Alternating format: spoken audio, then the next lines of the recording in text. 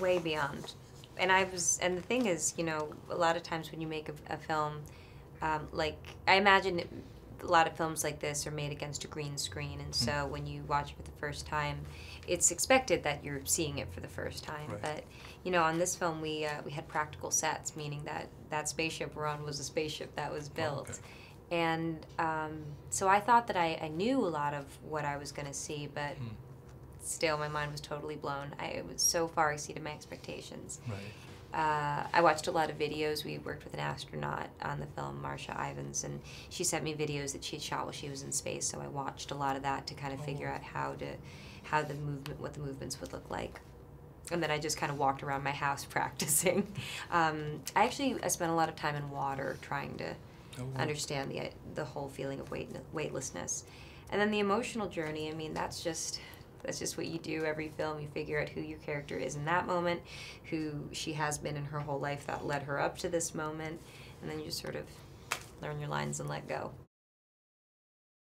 I didn't know what to expect with Matthew because it was before Dallas Buyers Club had come out, and so it was sort of just before The Reconnaissance happened, and I'd seen his work for years and thought he was always very, you know, wonderful, solid, affable, lovable actor.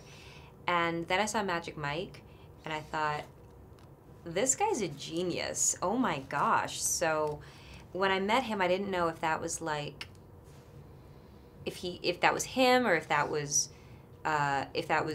one performance, but then you meet him and you're like, oh, that wasn't just a genius performance. This man is a genius. And he is a nice man to boot. He's present. He does not take anything for granted. He's deeply passionate about life, about what he does, about his family. And I felt changed for the better, having known him and having gotten to work for him. So I work with him. I really cannot say enough nice things about him.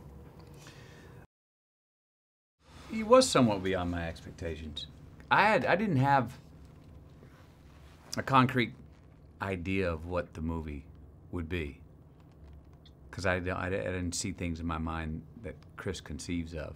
And it's a load. It's an experience. It asks a lot of the viewer, and it gives a lot to the viewer. But you come out of it, and you had to catch my breath. You know, complete pro does. You know, most of the people that I've found that are really good at what they do, they don't have a certain magic trick as to how they do it. They do the simple things really well. They've come fully prepared, and they're free enough to work within the context and give variation within the context of the scene.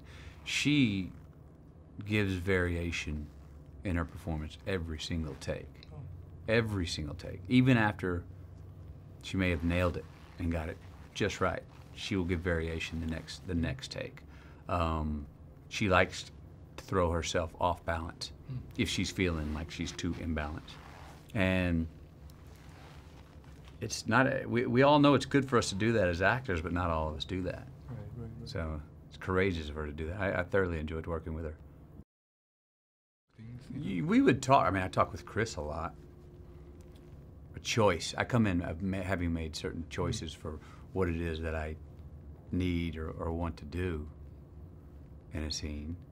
And then, you know, Chris would at times come over and we'd talk about it, about rearranging it or changing it a little bit. And he and I really enjoyed those conversations with him. But Chris is not somebody, if he was happy with what I did the first take, my own choice, he's not someone who's going to interrupt and say, oh, I think you should do this. If it's working, Chris is confident enough to say, it's working. Move on. Right. You know?